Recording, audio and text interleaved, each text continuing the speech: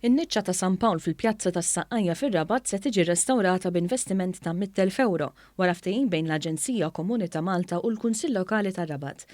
In-niċċa nbniet lura fl-1727 mill-Gran Manuel de Villena li kien strumentali anke fir-riġenerazzjoni li kienet għaddiet il-belt antika tal-Imdina fis-seklu 18. Tul iż-żmien in-niċċa dejjem kienet d'importanza għal poplu Rabti, tant li huma bosta ċelebrazzjonijiet li saru madwar din in-niċċa. Mibnija fuq stil barokk sinonimu mal-Kavallieri ta' San Ġwan, in-niċċa fiha wkoll kappella żgħira bi-statwa ta' San Pawl.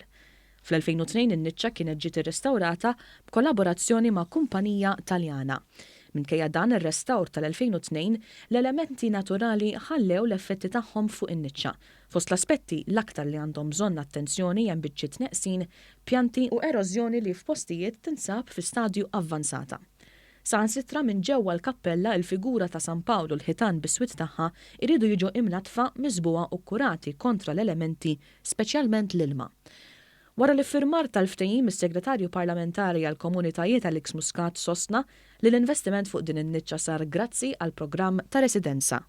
Il-ġid li qed nattiraw minn dak li kien il-programm ta' ċittadinanza b'investiment, illum il-programm ta' residenza b'investiment, inkomplu ntejbu l-kwalità tal-ħajja mhux biss tar-Rabtin imma ta' dawk kollha li jiffrekwentaw din l-akwata. Min-naħa tiegħu is-Sindku Rabti Sandro Kraus iddeskriva l-proġett bħala wieħed ambizzjuż, tenna wkoll l-importanza storika illi għandha din in-niċċa. Huwa proġett fejn ħan irrestawraw in-niċċa ta' San Pawl, niċċa li tmur lura għal żmien il-Kavallieri u allura jekk wieħed iħares warajna tindunaw f'liema stat ħażin tinsab din in-niċċa. Din hija ikona għar-Rabtin, però hija ikona wkoll għall-poplu Malti u Awċu.